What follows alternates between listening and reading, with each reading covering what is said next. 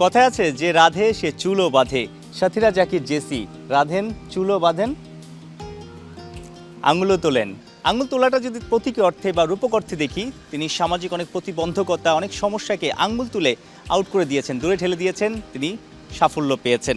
কোন কোন জায়গায় প্রতিবন্ধকতা দেখেছেন? আপনি ক্রিকেট খেলেছেন, ইন্টারন্যাশনাল আম্পায়ারিং করছেন, ক্রিকেটের সাথে যুক্ত আছেন।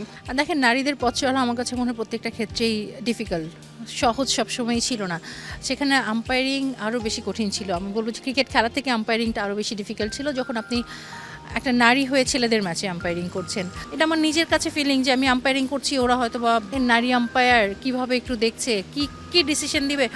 সবার আগে আমার মনে হয় যে ওরা একটা সন্দেহ মনের মধ্যে প্রকাশ করে যে হয়তোবা নারী আম্পায়ার ভালো হবে না, হয়তোবা ভুল ডিসিশন দিবে। একটু নিজের কাছে চ্যালেঞ্জ হিসেবে নেই যে আমার মনে হয় যে উইথ দ্য টাইম সব কিছু ঠিক হয়ে যায়, এবং যারাই শুরুতে হয়তোবা একটু অন্যভাবে দেখে, খেলা শেষ হতে হতে ওরা নিজেরাই এসে বলে যে ওয়েল ডান। ক্রীড়াঙ্গনে আসলে নারীদের এই পথ চলাটা আসলে কতটুকু কঠিন, মানে আপনি জেলা শহরে, বিভাগীয় শহরে বা যারা ঢাকাতেও কাজ করে, যে সবসময় লড়াই করে আমাদের প্রমাণ করতে হয়। লড়াই নারীদের সব জায়গায় থাকবে। আপনি সব থেকে উপরে জায়গায় গেলেও আমি যদি বলি আমার কথা, আমি এখন একটা জায়গায় চলে গেছি, এখনও কিন্তু আমার ফাইট করতে হয়। এই জিনিসগুলো তো সবসময় একটা চ্যালেঞ্জ। নিজের বাচ্চাকে রেখে ওর সাথে আমি সময় দিতে পারছি না।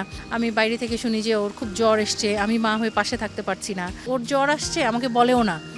আমি এবার যেটা দেখেছি যে ওয়ার্ল্ড কাপের সময় আমার হাজব্যান্ড আমাকে বলেনি, ও এই জিনিসটা চিন্তা করে যে ওকে বললে ও হয়তো বা টেনশন করবে, ওর পারফরমেন্সে ইফেক্ট করবে। সো এই সাপোর্টটাও হয়তো বা আমি পাই। বাংলাদেশের ক্রীড়াঙ্গনে কিন্তু নারীদের অনেক সাফল্য আছে। যদি ক্রিকেটের নারীদের কথা বলি, ফুটবলের নারীরা তো এখন এশিয়ান মঞ্চে, অস্ট্রেলিয়াতে বড় মঞ্চেই খেলছে, ক্রিকেটেও এশিয়া কাপ জয় আছে।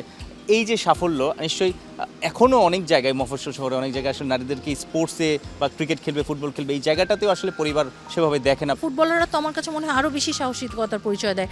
তাদেরকে বাংলাদেশের পরিবেশে শর্টস পরে ফুটবল খেলতে হয়। সো এই সাহসটা আমার মনে হয় যে যারাই করতে পেরেছে তারাই সমাজে এগিয়ে যেতে পেরেছে। আম্পায়ারিং করছেন নানা ইভেন্টে, আইসিসি ইভেন্টও করছেন, এশিয়ার নানা ইভেন্টও করছেন। আলটিমেটলি আপনি কোথায় যেতে চান? আমার এখন একটা টার্গেট যে বাংলাদেশের হয়ে টেস্ট ম্যাচে আম্পায়ারিং করব। যদিও বাংলাদেশের মেয়েরা এখনও টেস্ট ক্রিকেট খেলে না, বাট আমার বিশ্বাস একটা দিন ওরা খেলবে, আমি সেই ম্যাচে আম্পায়ারিং করব। সামাজিকভাবে বা তার ক্যারিয়ারের যে জায়গাটা, সেই জায়গাটাতে অনেক বাধা থাকে, সেই বাধাগুলো দারুণভাবে ডিঙিয়ে টপকে তিনি এখন দারুণ জায়গায় আছেন এবং অনেকের জন্য এক্সাম্পল সেট করছেন। সাইফুল রূপক, ৭১।